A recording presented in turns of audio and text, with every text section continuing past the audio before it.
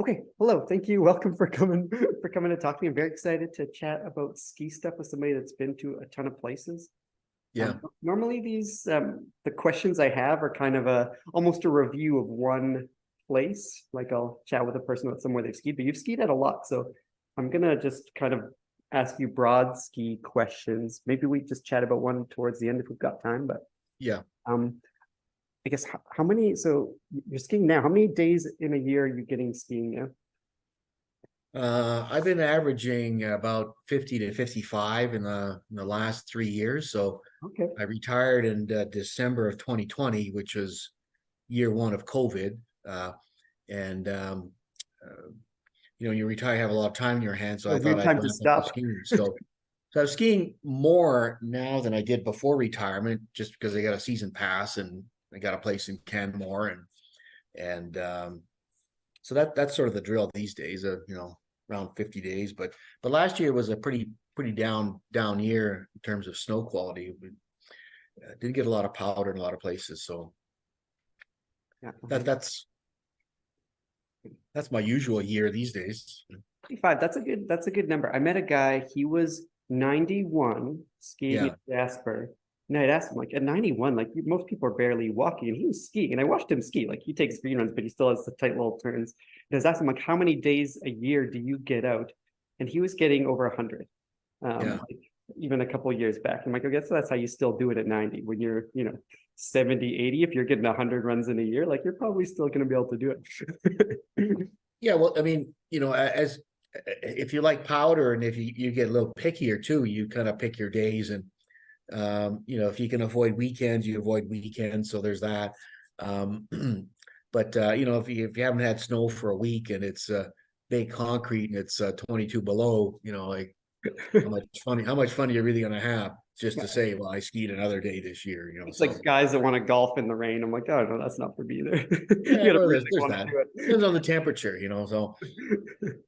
so I mean, we're the people I generally ski with, including my two kids. I mean, we're pretty much powder junkies. We want to hit powder, but you can have a good day in fresh corduroy too, and rip around on your front side skis. So on a nice day, if the sun is out as well, it's a pretty spectacular day kind of thing. And but powder is really the reason you get up in the morning. So Fair. How do you pick your like where you're gonna heli or cat ski? How do you make that call? Because it sounds like you've been to a bunch of places. yeah, How do you decide where you're gonna go for the year? And this year's, I guess, kind of anomalous because everyone seems to be booked up, but yeah.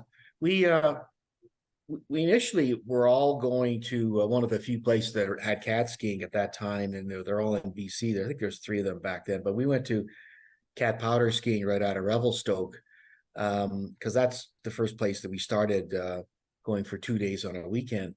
And cat powder was then bought out by Revelstoke Mountain that now uh, runs that same area that we cat skied as Revelstoke okay. ski hill. So we started going there in about 1987. Didn't know what we were doing. Everyone is in their slalom 203s, do six turns, do a couple of head rolls. It was just a total gong show. But eventually, when you realize that if I could actually make a couple dozen turns together, this could be a lot of fun. So we just kept coming back, and trying to improve a little bit. And so we just started skiing there. Um, we got to know the owner quite well, and we had little sidebar deals with him, and so we would just go there. It eventually progressed from 2 days in December to like 3 4 days, and finally we just said the hell with it, we'll just go for 5 days, Monday to Friday. So we did that drill for about 10 years. So we spent 3 trips a year, skiing 5 days at Cat Powder and Monday to Friday. And we would, I had my good buddies, and then when we meet really good people on the trip, we invite them back to come and join us for our next trip, because they're good people, they know how to ski, they're fun, and we kept building the crew of who would come out. So So that was great because it was so economical. I mean, the owner gave us such a great deal that we stopped flying to Whistler to ski because there's no point. It was more expensive to go to Whistler than to go cat skiing, and cat skiing you're going to get the powder. So the rubber hit the road when the owner's name was Clyde Newsom, and he treated us extremely well. Like, I just have nothing but good things to say about him. But when he sold out, then all of a sudden we had to go find other places to cat ski. But that's when it got kind of interesting, because not knowing what the other places were like, we decided to explore and go to a whole bunch and see what we liked, and then we could circle around, come back and ski those places. So we end up skiing quite a few different cat operations throughout BC. They're all in BC, and some were lodge driven, where they have the nice lodge and you'd stay there, and then others were like day ski programs. And so we tried all those, and of course the day ski program is a little bit less expensive, which is okay for some people. And then so we just went to as many as we could that we'd heard good things about, and then doubled back when we liked what we saw and what we were skiing, and the guides and that sort of thing. So and then now we just sort of pick and choose the ones that we really like. But the problem now is that cat skiing has caught on so well that it's hard to book a trip in your favorite places, because for some reason they have this policy that if you ski there one year, you get to rebook the same time next year. So it's hard getting a spot in any cat operation now worth its salt, because it's so sold out. So you almost got to get a bit lucky in a sense that a group of 2, 3, 4 have just decided they're not going to come back, kind of thing, right? So now it's sort of picking and choosing. Well, where can I go, as opposed to where do I want to go? So we have our favorites, and then you may not get in because they're booked for the year. So, what are your current favorites? Well, the favorites that I've skied at, that I would definitely want to go back to, are probably Chatter Creek, where we're going in December, Baldface out of Nelson, Monashee Powder, which is due east of Vernon. Due east of Vernon. Monashee Powder Experience due east of Vernon. So those would probably be the top 3, and they're all lodge driven locations where you stay in a nice lodge and you book out of there.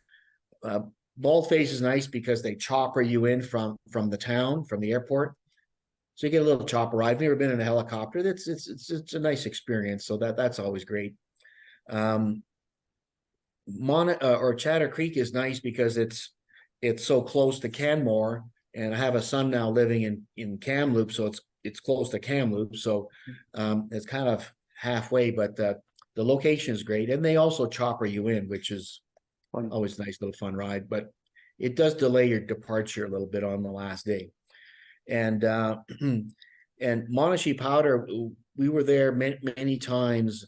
It's a little hard to get to, and you have to drive to the trailhead where you meet at the local golf course clubhouse, and then they bus you a ways, and then they catch you all the way to the top. So those are the 3 that we've probably skied in a lodge setting the most. There's some day operations that we've had great times at, including Valhalla, which is out of Nelson. It's owned by the same people that own Baldface now. We've been at K3 several times, which is just outside of Revelstoke. But K3 are changing their day program. They've changed even this year because they decided they're going to build a lodge and do the lodge thing as opposed to the day thing. So that's been my favorite that I've tried cat skiing, is K3. Yeah. So we've had some big adventures there, including first descents, and it was pretty wild trip. Like the hardest run I've ever done was at K3. So those are the places that on a day basis we've been to. We also tried on other places, like we tried Mustang Powder, we tried Retallick. Retallick is in Trout around Trout Lake, New Denver, that New Denver kind of area.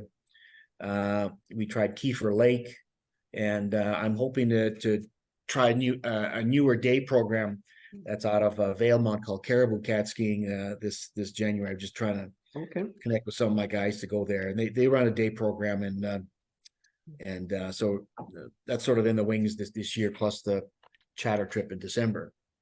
So, but those three lodges would be my favorite, right? And I would say Chatter and Baldface are one A, one B, or vice versa, and then Monashee would be third out of that group. But those would be my favorites. Okay, cool. Most of my questions are geared. I'm gonna ask you questions specific to Chatter. Yeah. So you said why does that one make number one? Like, why is Chatter your favorite? What's the thing that sets it apart? Well, if you're in Edmonton or Calgary or Kamloops for that matter, it's just closer. The one thing about Baldface is it's in Nelson, and if you're even out of Calgary, I mean it's a real haul to get there. It's a long drive. I've flown there three times, and you're just scared. You're petrified that you're not going to be able to land because that airport in Castlegar, aptly named Cancelgar, cancels flights willy-nilly. And so once you land there, you think, okay, I'm good to go because at least I'm here now. And I've heard all these horror stories where they reroute you to Calgary as opposed to even Kelowna. So the stress of flying was too high because you just think I'm gonna. You're booked up for skiing. You don't get there like that. Yeah, it's not an option. And then coming out of it, we flew out twice, and then the third time we flew out. We got canceled, and so you're sitting in your hotel in Nelson, and it's a totally blue sky. Like there's no cloud in the sky. Then you get the notice saying your flight's been canceled, and so then we started driving. Again, it's just a long haul to get there. That's the only downside. Nelson is a beautiful town. I mean, I like Nelson. Lots of great restaurants, and it's just a distance thing, right? Nice chopper ride to the lodge. The lodge is great. They treated us super well. Got to know the owner and his dog and everything else. So food was great. Chatter's just a little bit closer. I think on balance, their snow depth might not be quite as deep as Baldface, but it's the closeness to Calgary and Edmonton and Canmore that carries the day there. And how do you get there? Do you just drive straight to Chatter? I'd have to look. Yeah, it's just about 22 kilometers west of Golden. Oh, okay. And you turn right at the divided highway there, and it's like half a kilometer to the helipad, and then they fly you up the ridge and to the lodge. And it's a beautiful old rustic lodge, and good people there, good skiing, and that's why we went there, just the proximity, and ended up going back. What tips would you give someone going there for the first time? Well, I think a lot of places excuse me, advertise that you should be like a strong intermediate to expert skier, and I would disagree with that somewhat. I think you should be a strong expert skier if you want to really have the experience of cat skiing to its fullest. So I think you should be a strong skier and be able to tackle any expert run on your local mountain. I would say you should, get in shape, be in good shape, both ski shape and otherwise, because it beats you up every time you fall in powder. It's 10 times harder to get up and get reconnected than it is on hard pack. So it just saps your energy. When you're there, you can expect anything. I mean, if you're going to have bluebird days, it's pretty rare. If you have one bluebird day out of 4, that's a good trip. The reason they get so much snow is because they have snow, and being snowy means there's no sun. So be in shape, and if you're uncertain about things, take a lesson at your local hill and with a certified guide, and maybe just say, I'm going powder skiing. Can you give me some tips? Don't be in the back door. Your quads will burn out in no time. So take it seriously. So when you're skiing in the alpine or on a big ski run, it might be 20 meters wide, 30 meters wide, 40, 50, who knows, right? I mean, sunshine, you go to the top of the It's all open. top of sunshine, and it's like hundreds of meters. But when you're cat skiing, you don't have that luxury. You've got the guide's track, and then he says, okay, left or right of my track, but he doesn't mean like 100 meters left. He means like 2 meters left. So you have to ski really disciplined and tight, and because a lot of shit can go wrong when you're in the backcountry. So you have to know how to ski, but the odds are that you're going to be doing a lot of trees, because when the light is flat and you're in the alpine, it's not that much fun. It's like skiing inside a ping pong ball, right? So you hit the tree line, all of a sudden it's the same snow, but you can see everything because the trees give you all that contrast. So you should expect to ski in the trees, and if you're not, you're going to be in the trees half the time on a good day, and on a bad day you're going to be there like 90% of the time. And when you get a little bit better, that trees are your friends. You love the trees because the snow is there is great. So you have to have the ability to ski in tight locations with trees, and also avoid tree wells. So and all that can it can work on your head if you're not ready for it, anticipate it, because it's intimidating, right? Anytime you try something new, it's intimidating, right? So be prepared to ski in the alpine, be prepared to ski in flat light, be prepared to ski in trees. So the one thing I learned over the years is you can't just have one pair of goggles. You got to have your flat light goggles, then you have your sun goggles. Yeah. Sun goggles look great. They look great in pictures. You can see the reflection of everything, but you can't see shit because it blocks 90% of the light. And on a flat day, you want to have everything you can. As you get older, it even makes it worse. So have a good pair of flat light goggles and a pair of sun goggles to look good in pictures. But that helps a lot too. When you're young, you can fall and do 360s and huck off cliffs, and it's no big deal. But when you get to be my age, you don't want to fall. You just want to stay on the snow. There's no cliffs for me anymore. My buddies and I have a saying that if we're in the air, we've made a mistake. So we want to stay in the snow, right? There. My two sons who are addicted now too. So they'll find cliffs, they'll go hucking and chucking and all that, and it's good for them. It's for kids, So those are the things that I would recommend that you do. But take it seriously. If you think you're an intermediate skier, you're gonna go have fun. You're in for a long 2-3 days. So You're gonna be tired. yeah. The other thing I'd recommend is don't go for 2 days. If you're just starting out, go for 3 days for sure, because 2 days is too hectic. Because day one, you have all your avalanche training. Then day two, you're probably going to be leaving one run early, especially if there's a helicopter access that you have to use. And so it's just kind of rush. But if you go for 3 days, then that middle day is a nice relaxing day. And usually I found that people, if they take 3 days on day three, they really start improving a lot. And they get confident, and they know the drill. They're not scared to go at the front.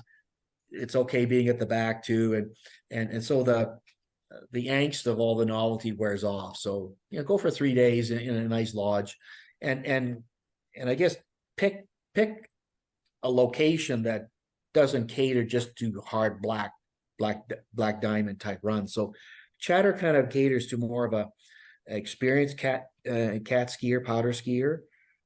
So that just generally means that they have a lot of hard terrain and not that much mellow terrain, right?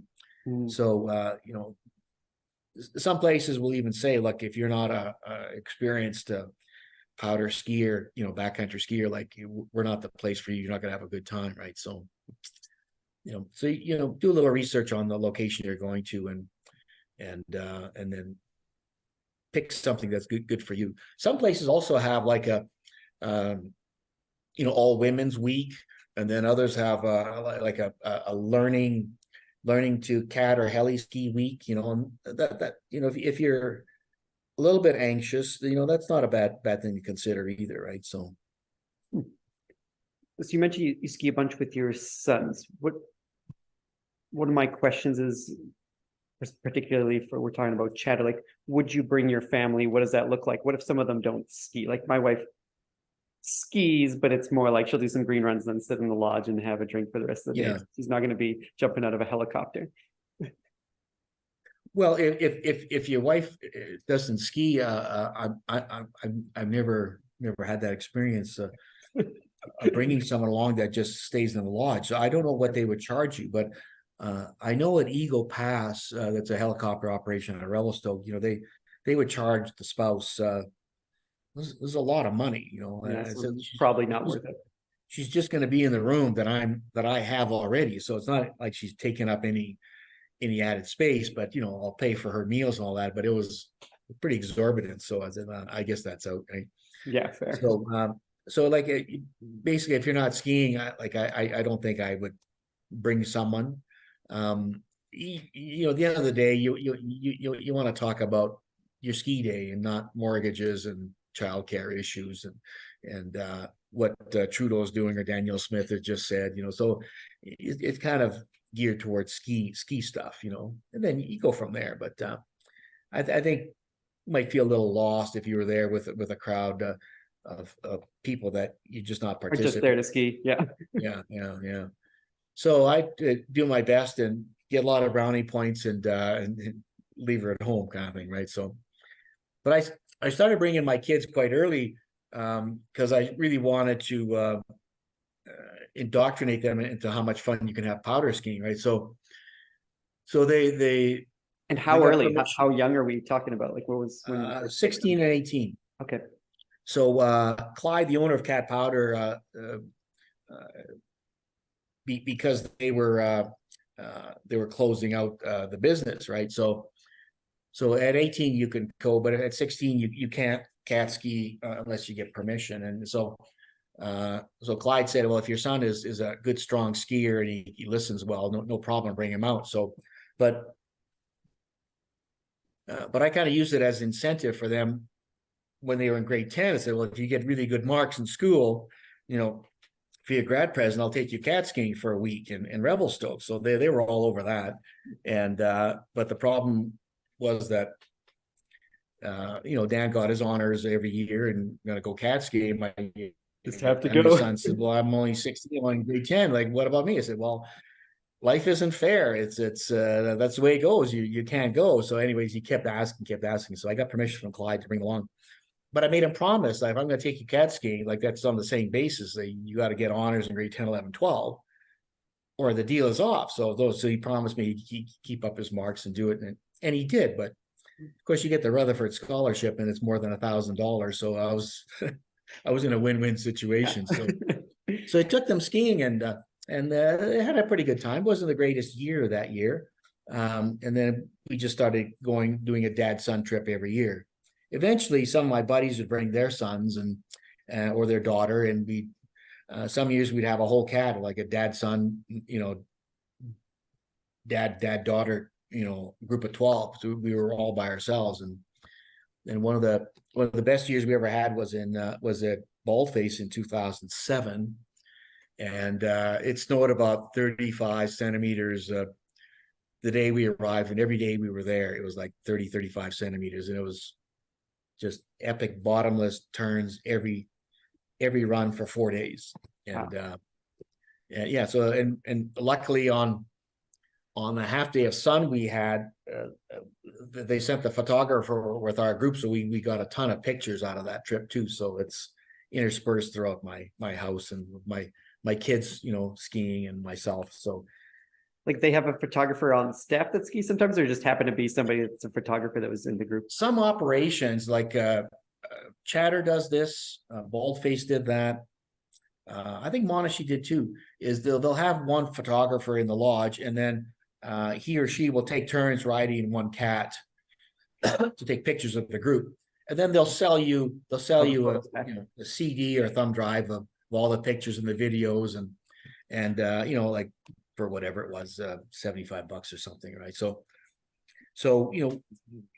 we got some beautiful pictures and then we made copies for everyone. So everyone on that dad son trip has the same pictures and you quickly realize when you're being photographed that you got to stand out somehow. If everyone's wearing a black jacket and a black helmet, like it's just everyone looks the same. So then you want to be a little photogenic and have something colorful, and photographers like that. So if there's three people coming down and you got the camel jacket on, he's not going to take pictures, or he's going to take pictures of you because you got the orange Arc'teryx jacket, Yeah.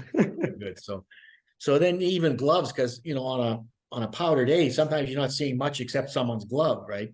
You say, I don't know who that is, but that's a white glove. That's got to be Oris, So even those little things, come up in terms of how to make events memorable. But we've been doing the dad-son trip now every year since my youngest son was 16. He's 32 now, so we just keep going out, and as long as the legs hold out and my ACL doesn't blow up on me or something, just keep running this thing. So we had a deal though that I would pay for their trip on these dad-son trips until I retired.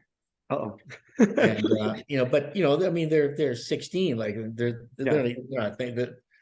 not even thinking straight.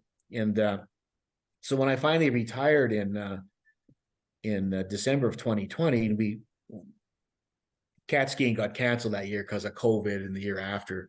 But at Christmas time, I said, "So boys, we got one more trip that I owe you from this year, but then after that, the deal's a deal." He goes, "What are you talking about?" I said, "Well, I pay until I retire, right? And I'm now retired." And they both kind of looked at me and said, "Oh shit." Oh, you sure? You sure? You really love that job, huh? So as it turns out,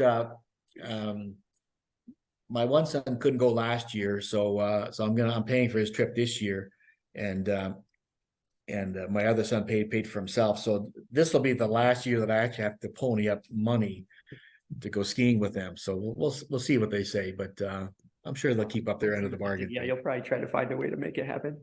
Yeah. So, but but the idea is you go cat skiing or heli skiing. So I said, well, no sense being cheap. We could go heli, right? So think about that.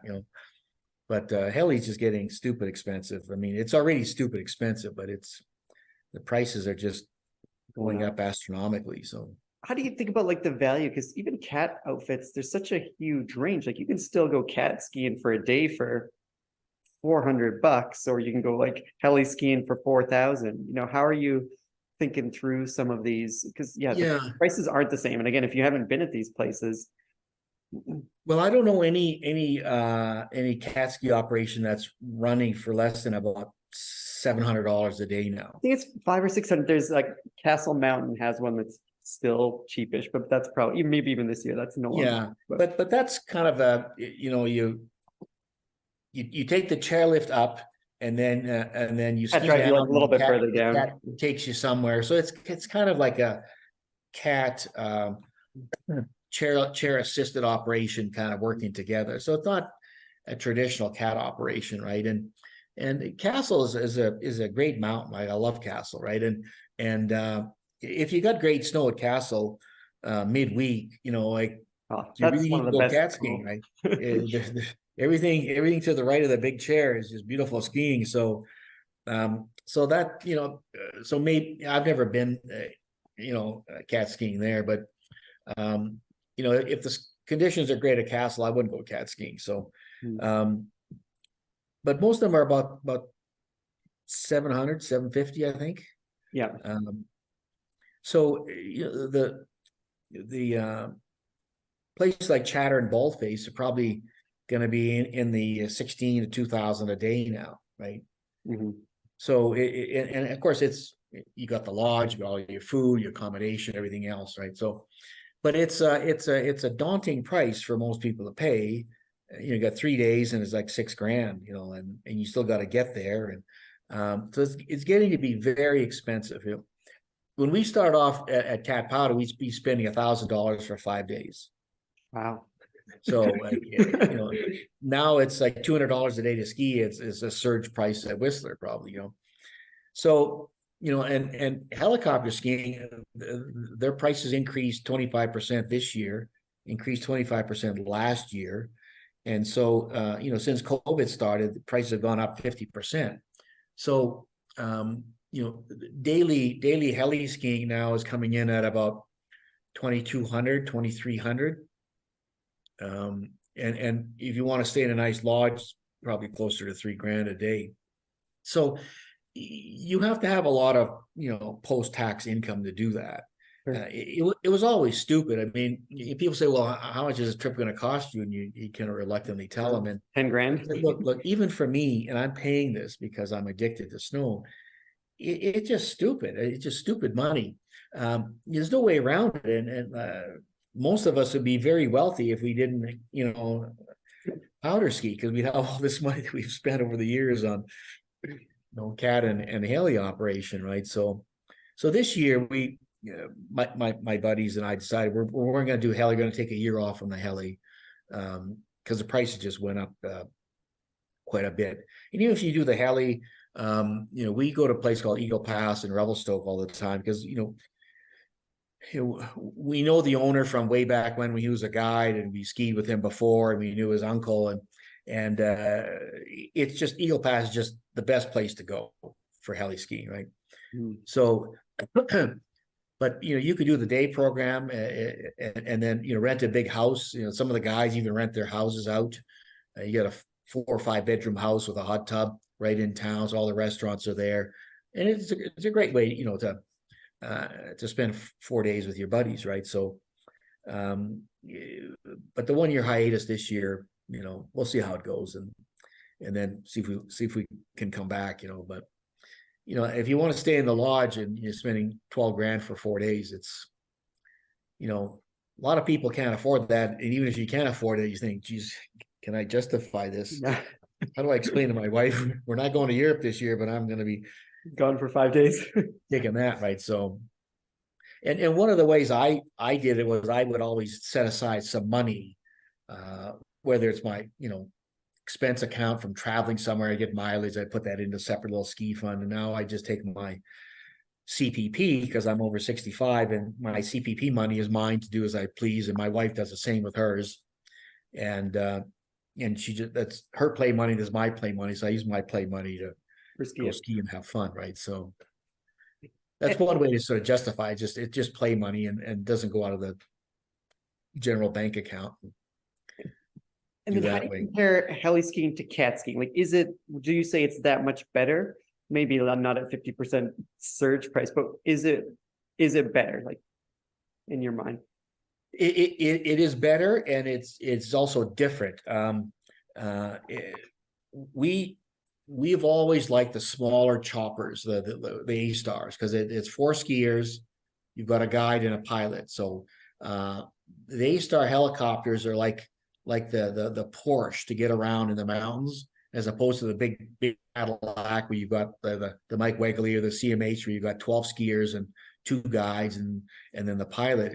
It's a big lumbering machine that takes off harder, can't land in certain areas. So we like the A-Star program, and that's what Chatter does. Snowwater out of Nelson does that too, because these machines can just go anywhere, it seems like, and super safe. They've been around a long time, and we like skiing in a group of 4. So there's 4 of you there. You're all friends. You're all safety conscious. One of my friends is an ex-ski guide, so everyone is taking care of each other because there's no tail gunner. That's one of the differences. No tail gunner heli skiing, and but it's not this massive 12 people getting out of a chopper that you don't know. And if you're paying that kind of money, and all of a sudden there's 4 people from who knows where that can't ski, like it fucks up your whole day because you're waiting because they can't ski, right? So with skiing with 4 people with an A-Star, you're going to have a phenomenal day because people are just going to ski. But there's always that safety thing in the back of your mind, always looking out for your buddies. And someone falls, everyone stops, make sure that everything's okay. In the trees, you're always skiing with a partner. So we have a comfort level with that because we all know what we're doing. And then when the guides see that we know what we're doing now, we do better lines, longer lines. It doesn't have to stop and regroup as much.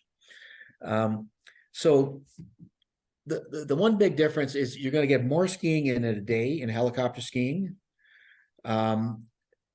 it's going to be more stressful because you're getting in and out of the chopper all the time, and that's an event in and of itself because the rotors are spinning all the time. They never stop. And when you're waiting for the chopper to come in, it lands about a meter from you, just go straight up and then go straight down a meter from you. So you're always saying, well, there's wind in the mountains, right? But so it lands there, then you got to hop in, and everything's fast. Like you're on the clock, it seems like.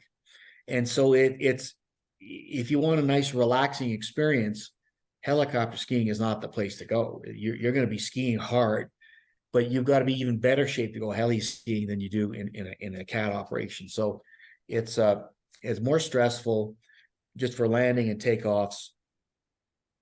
And you got to get used to that.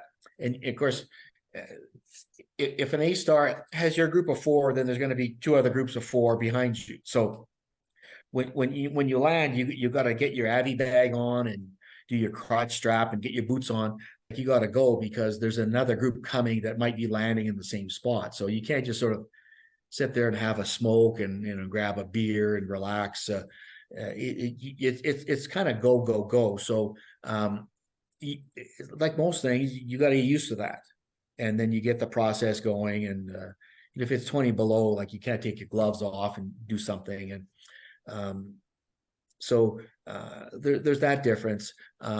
The big thing too is that if conditions aren't great or they haven't had snow for a week and there's 3 groups and your tenure isn't that huge in a CAT operation, well, a lot of it going to get skied out in a week. Whereas with a helicopter, they might have 300,000 acres and they'll fly from Revelstoke past Three Valley Gap. I mean, they've got areas south of the Trans-Canada, north of the Trans-Canada. They got such a wide area that you can fly anywhere. Now they don't want to fly far if they don't have to because it's just fuel. Fuel costs them money. But you can go hunting for snow, and then it might come down to, well, we only want to ski for safety reasons on north-facing slopes. Then you're hunting for north-facing slopes that are going to have great snow, but they're safe. Whereas south slope might be too soft, too wet.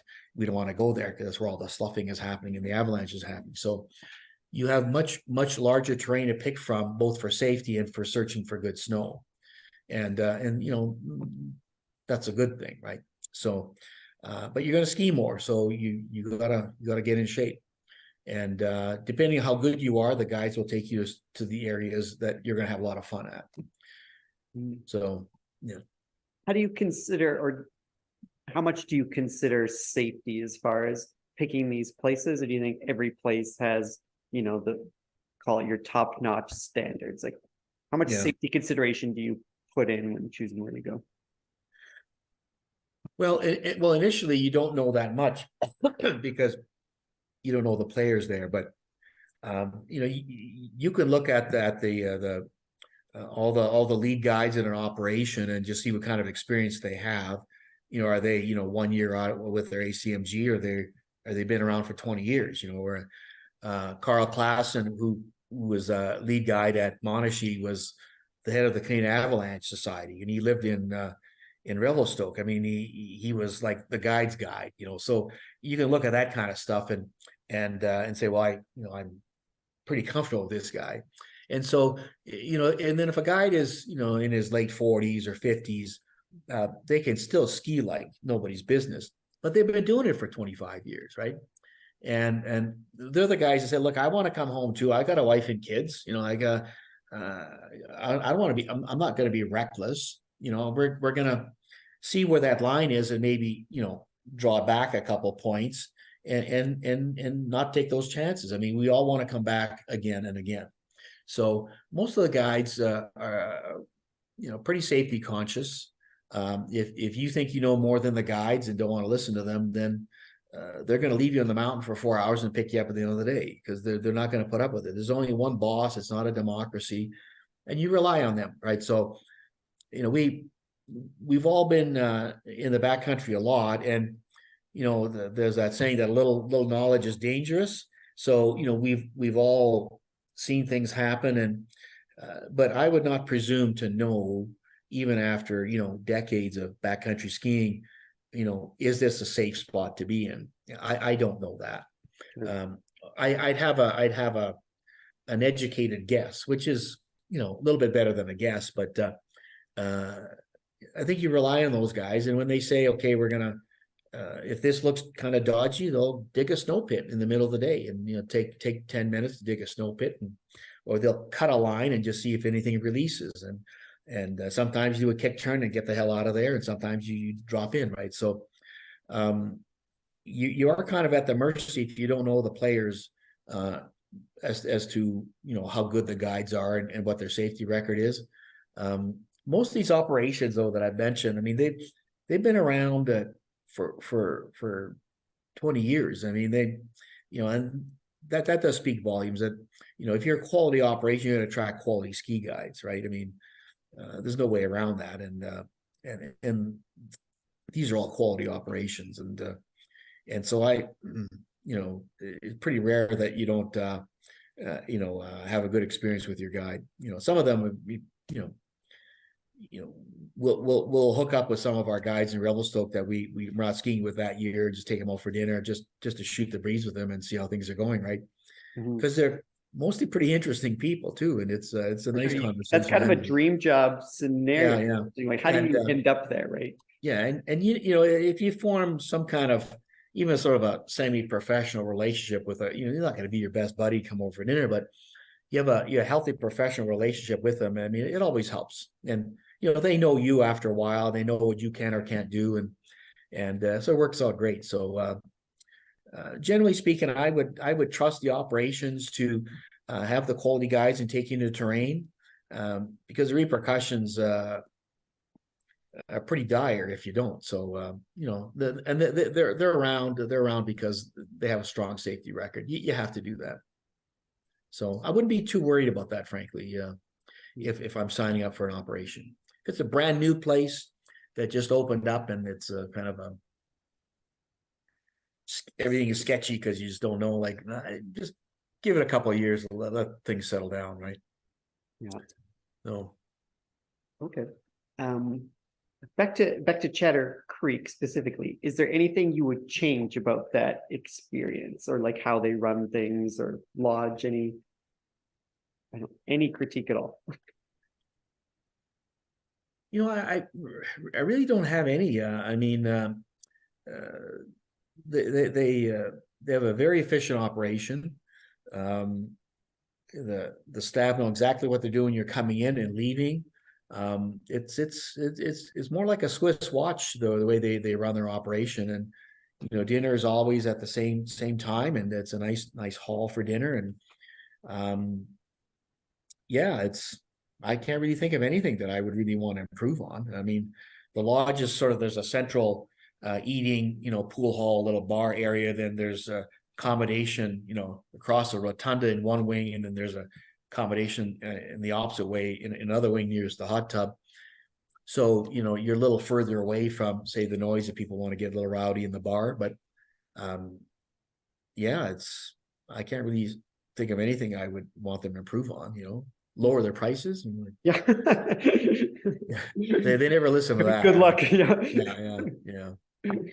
So. Okay, well, yeah, thanks. I can't really say anything I would try and improve on. Yeah. We worked through a lot of my questions just in our conversations. Yeah. About that. We may have to get together again to chat some of your other places you've gone. But thanks for sharing. Yeah. Another question I have: anyone else you think I should talk to? Like, who else is in the space, or even like outfits that might take a call like this? So I've just talked to skiers, but it might be worth chatting with somebody that's running the operation. Any suggestions with who else I chat with next? Again, this information is very interesting, but you can't find it. You Google, like, if you're in Germany and you want to go skiing for a week in Canada, it's very difficult to find any info. It's all just, I know from this person talking to this person, like, if you're not in the scene, it's tricky to know anything about it. Yeah,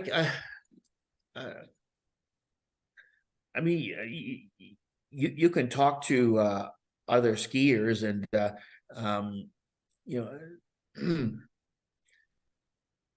the one thing that's nice is to talk to someone who's been to a lot of different areas, because you got some perspective. I mean, if you have a really good experience at one place and you go there all the time, that's fantastic, right? And all the power to you. I mean, but you don't know what all these other places are like, or what are the places that you have the bad experiences at, or where are they lacking?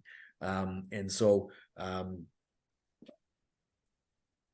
there's a lot of people I could get you to talk to, but I might want to ask them first whether they want Oh to yeah, for sure. I do. participate, but there's like my two sons, they've heli skied at Eagle Pass. They've done a lot of cat skiing, and they're young. They're 34 and 32, so they're just starting the journey, right? But they're kind of spoiled now. So Yeah, you got them addicted powder to for powder, yeah. like, not spoiled. So and and even if you have a negative experience at a place, like we have, it doesn't mean that the place is bad for everyone. It just, as things turn out, we did not have a good time going to this place, and that's why we never went back. But 6 people out of 10 might go there and they think that this is wonderful, right? So sometimes it's that one-off that just doesn't work out, but we do have a couple places that we won't go back to. So sometimes you just once burned, and that's it if you don't do things the right way. So but there's way more good places to go to and to consider going to than the negative ones. So yeah, way more. So Well, I do have one question we can close out, and I just ask this for anyone I consider an expert. Is there anything else, if you were me, what would you be asking you? So if you were me, what questions would you be asking yourself? Oh, okay. Like I mean, I'm not your typical person, because I'm a convert, right? So I mean, I'm spending the money to do this. Is it worth it to go cat skiing and or heli skiing for that matter? And of course the answer is yes, because this is your greatest likelihood of being able to ski powder, either boot top or bottomless powder, for 3-4 days in a row. That's your best bet to do that. And if you want to do that and go to ski hills, you're out of luck. There's just no way. So the typical trip is you want to ski fresh tracks every run of every day of your trip. And if you're crossing someone's track, it's because you want to get to another area. Otherwise, you don't want to ever ski in someone's track. So if you want to do that, cat or heli is the only way to go. I mean, you can go to Lake Louise or Sunshine and have a 20-centimeter day, and you get there first thing. You're lined up in the chair, and if you get 4 runs in before things get tracked out, that's a pretty good morning, right? Oh, yeah. And then you got to go to. Everyone has their own little secret stash. You get in there and get some powder and get some turns. But it goes fast, because there's just hundreds, if not 1,000 people showing up on those days. Whereas, with helicopter, wherever you're going, it's 4 of you plus the guide. And so you're going to get the fresh track. So it's a close thing to guarantee that you're going to get. And there is no guarantee, but it's a close thing you're going to get. So to me, if you want to learn and enjoy powder skiing, it's the only way to go. And so, is it worth it? You bet. You live for experiences, right? I mean, even with your children, it's they don't want things; they want to experience things with you as their father, or you with them as the kid, and they'll remember those experiences. They won't remember the toy they got when they were 15 or some new game when they're 20. But doing things with someone that gets stuck up here, and so those memories are forever. So so is it worth it? Absolutely. I don't regret any of it, and even though it cost me a lot of money, Sure. but money's not everything. Yeah, The but better experience. that than die on a pile of money too, Well, what's the point? You're just gonna give it to the kids anyway, so you might as well take them they're gonna ski skiing. with it, so. Yeah. So Okay, yeah, well, no, Oris, thank you. We're just coming up on the hour and I have yeah, to get my bags in the car because I'm heading your way to the mountains here in yeah. an hour. One thing that I might suggest is after our chatter trip in December 15, 16, 17, if you want to chat about a specific 3-day, Oh, day, yeah, maybe a okay. 3-day trip, that'll be right on the heels of that trip, It'll see how still be things fresh, are. Yeah, something to unintended. do. Yeah. Because last year there was no snow in December and they canceled us. So, Mm, but that might be a thought of just, the euphoria of the trip, and see how things went there. Right. So, that sounds fantastic. Yeah, let's yeah. connect. Maybe your son will Yeah. want to chat too. Okay, Yeah. great. Well, thank Okay. you so Well, much. I'm glad this random connection worked out. yeah. Yeah, Well, enjoy your trip with the kids, and thank you. it's a kind of What, a blue sky day. So, what's it supposed to nothing be too like this bad. weekend up in the mountains? Like warmish, right? Like kind of I don't know if -2. you can see through that or not. Oh yeah. Is there snow? I can't tell. Yeah, no, No. not in Canmore. Yeah. Okay. Canmore gets way less snow than Lake Louise's Sunshine, because it's really low down too. So Sure. elevation is your friend. You want to get elevation for good snow. Perfect.